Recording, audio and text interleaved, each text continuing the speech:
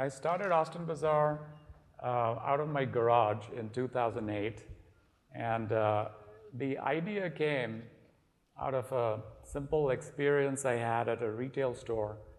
I wanted to learn playing the guitar. So I went to you would go to a local store, and I went there, and it was too many guitars on the wall. It was very confusing. Similar looking guitars were like $200, and then another one would be $2,000. It just kind of made no sense to me. I didn't know which one to buy, what I need to get started, and I don't know if you guys, maybe there are some musicians here, but musicians are a tribe of their own. They have a language of their own. They kind of talk a certain way. And if you're not one, you kind of you feel like an outsider.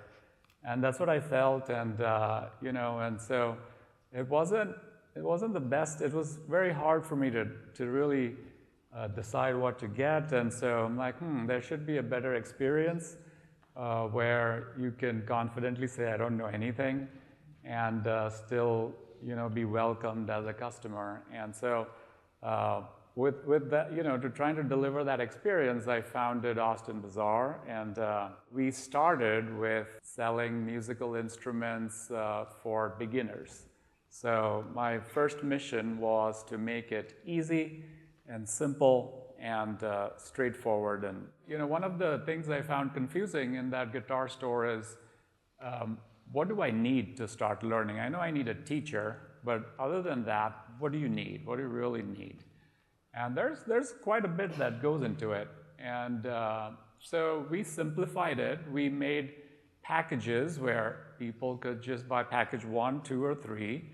And it has everything that'll work with your guitar or your piano or your drum set, whatever instrument you're looking for.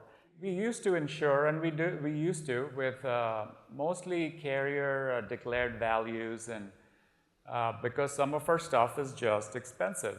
Some pianos are $5,000 or $10,000. Some guitars and they're delicate. Right. And so we just could not get ourselves to not insure them.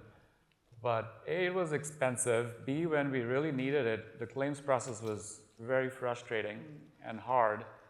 And so at the end of the day, from that experience, what as a business we did is we just assumed this is the cost of doing business. Mm-hmm.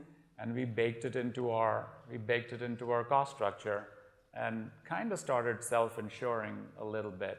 There was some hesitation also from the claims perspective, because if you say UPS Capital is different, it's everyone says that, and but I've been pleasantly surprised. It is different, and it's much easier, and it's simpler, and so far we're loving it. The people I hire are musicians. We're in Austin, Mm-hmm. We don't know logistics.